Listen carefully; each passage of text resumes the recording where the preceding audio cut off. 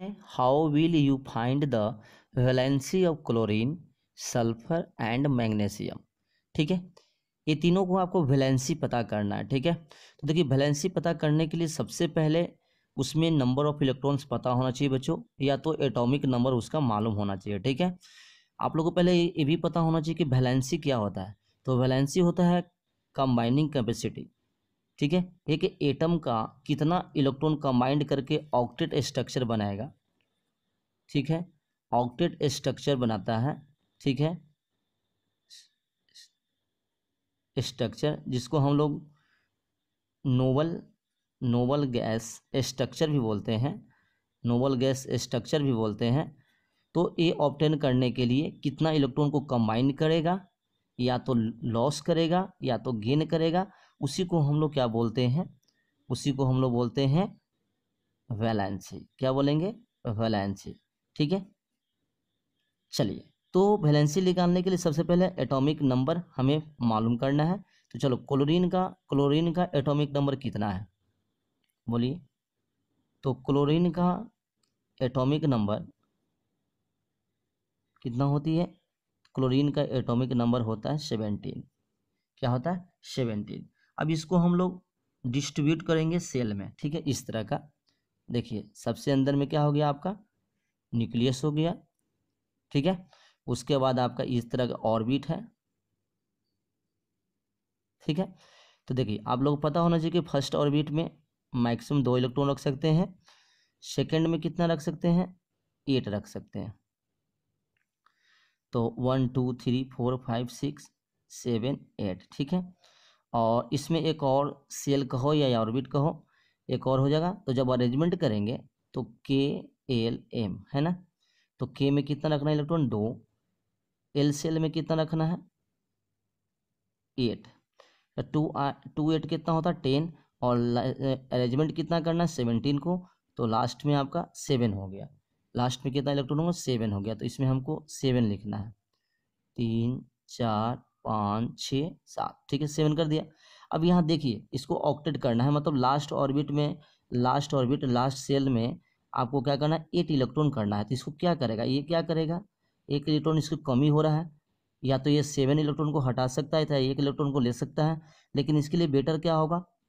इसको 1 इलेक्ट्रॉन को लेना। ठीक है, तो 1 इलेक्ट्रॉन यहाँ से क्या कर रहा है? ये ले रहा है। 1 इलेक्ट्रॉन ले लिया, तो 1 इलेक्ट्रॉन ले लिया, तो इसी को कंबाइनिंग कैपेसिटी कहेंगे। तो इसलिए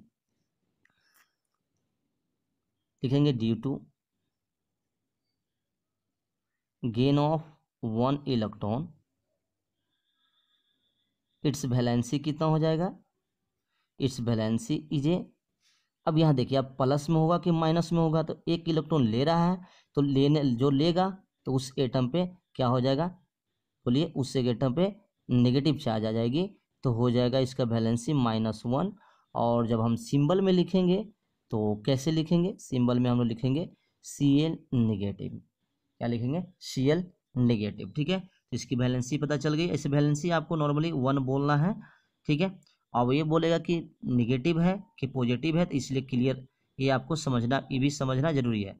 जो गेन करेगा वो नेगेटिव होगा, जो लॉस करेगा उस पर प्लस होगा। ठीक है, चलिए सेकंड में क्या देखते हैं? सेकंड में सल्फर। तो सल्फर का उसी तरह लिखिए। सल्फर का एटॉमिक नंबर कितना होता है बताइए? 16 होता है। 16। इसको जब हम अरेंज करेंगे KLA में, तो 2 8 कितना हो गया? 6 हो गया। तो ये क्या कर रहा है? इसमें ऑक्टेट कंप्लीट करने के लिए 2 इलेक्ट्रॉन की रिक्वायरमेंट हो रही है, तो ये 2 इलेक्ट्रॉन प्लस कर ले रहा है किसी दूसरे से। ठीक है, तो 2 इलेक्ट्रॉन ले रहा है, डैट मीन्स क्या हो गया? इस पर वैलेंसी कितनी होगी? इसकी वैलेंसी लिख देंगे डायरेक्ट। वैलेंसी हो गई, कितना ले रहा है? -2। -2 वैलेंसी हो गया। ठीक है, और इसको सिंबल में कैसे लिखेंगे अगर लिखना हो? तो A सल्फर हो गया, सल्फर पे 2 नेगेटिव। ठीक है, चलिए उसके बाद क्या है? मैग्नीशियम का देखते हैं।